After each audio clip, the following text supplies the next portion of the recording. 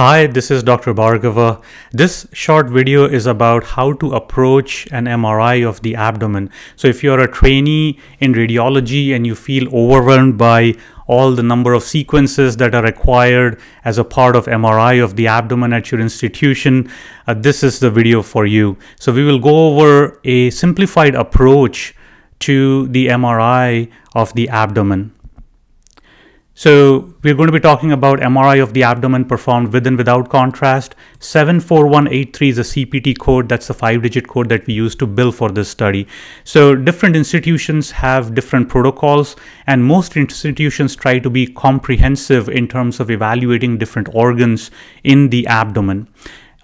We perform the sequences which are listed here, and my approach to these sequences is to look at them and divide them into three different categories: T2 weighted images, T1 weighted images, and then DWI and ADC map. And so in terms of T2 weighted images, we usually acquire a coronal T2 sequence, an axial T2 and an axial T2 fat-sat sequence. Then we acquire in and out of phase images followed by contrast enhanced images. Remember, gadolinium-based contrast is contraindicated in pregnant women, and a relatively newer agent called EOVIST is useful in evaluating tumors such as focal nodular hyperplasia and to look for bile leaks. And then we acquire DWI images at different B values of 50, 400, and 800, and then using those, an ADC map is created. So look at all of these sequences that I showed you earlier as falling into three different categories, and those categories are T2 weighted images, T1 weighted images, and then DWI and ADC images, which are specifically used to look for restricted diffusion that we will talk about more in a moment. There are some sequences that are optional, like we perform the MRI images when we're looking for any cystic pathologies related to the bile duct, the pancreatic duct, or cystic pancreatic lesions.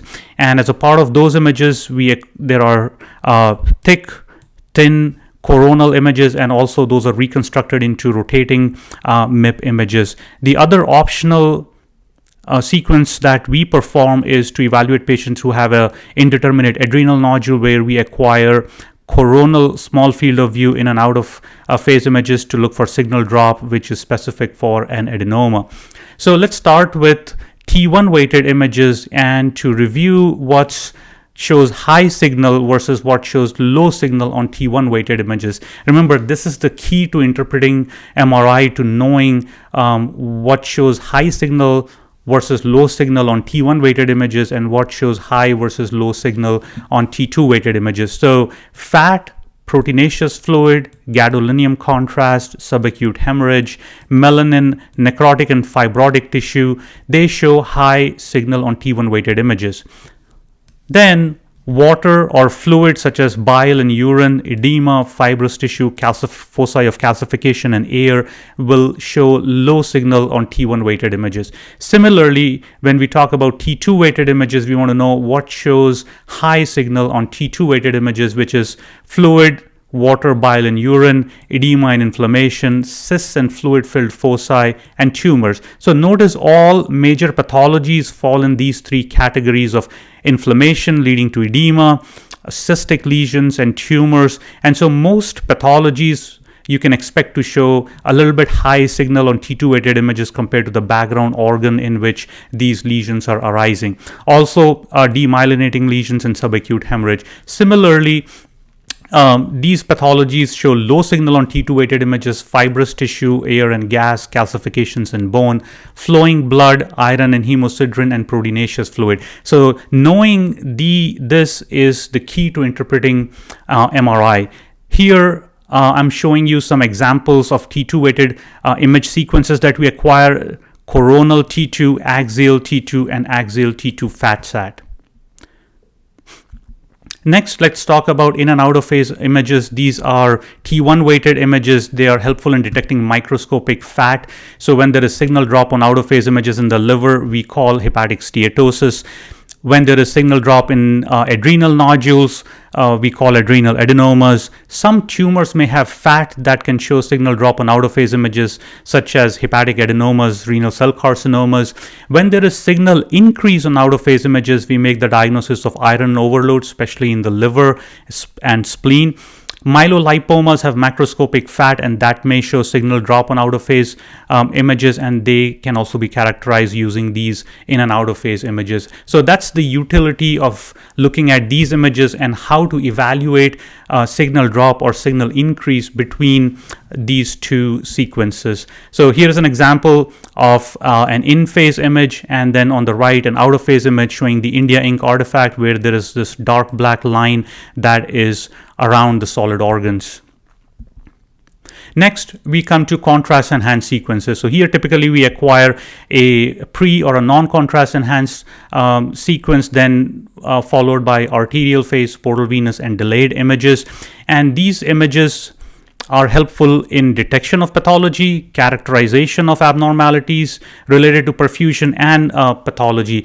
And so evaluating these sequences is similar to evaluating CT scans when these are performed in a multiphasic protocol, where again we have the pre-contrast, arterial phase, portal venous, and delayed, and different tumors in the liver and other solid organs have different enhancement characteristics based on which we are able to call the pathology and characterize these different tumors. This is an example of how these contrast enhanced images look like, starting with the pre-contrast or non-con followed by the arterial phase. You can see the aorta is very bright. Then the portal venous phase, where the portal vein is bright, and then a 3 to 5 minute delayed image shown right here. So for example, in cirrhotic livers, when we have hepatocellular cancers, they show enhancement on the arterial phase and washout of contrast in the portal venous or delayed phase. So that's the kind of information we use to characterize different tumors, and that information that we get from contrast enhanced images is the same as we use in CT interpretation.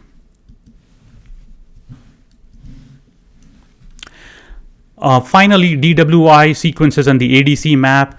So the lesions that show restricted diffusion, which is seen as high signal on DWI and low signal on ADC, are malignant lesions, abscesses, and ischemia. So when we have to differentiate between benign and malignant lesions, we can use restricted diffusion by looking at DWI and ADC images. When there is a cystic lesion that we suspect abscess, the pus inside the cystic lesion will show restricted diffusion. So again, high signal on DWI and low signal on ADC images. Sometimes we can assess treatment response using change in ADC values also. So these are some examples where we are looking at, on the top, DWI images at different B values, 50, 400, and 800, and then an ADC map that has been created using these DWI images.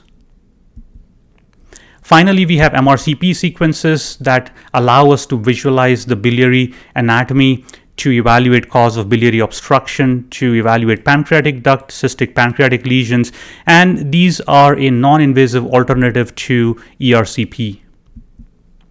This is a composite image from an MRCP acquired in a patient. We see a left-sided and right-sided bile duct, CBD, and the pancreatic duct coming together at the ampulla, some bile inside the gallbladder, some fluid in the stomach, and here is CSF showing high signal.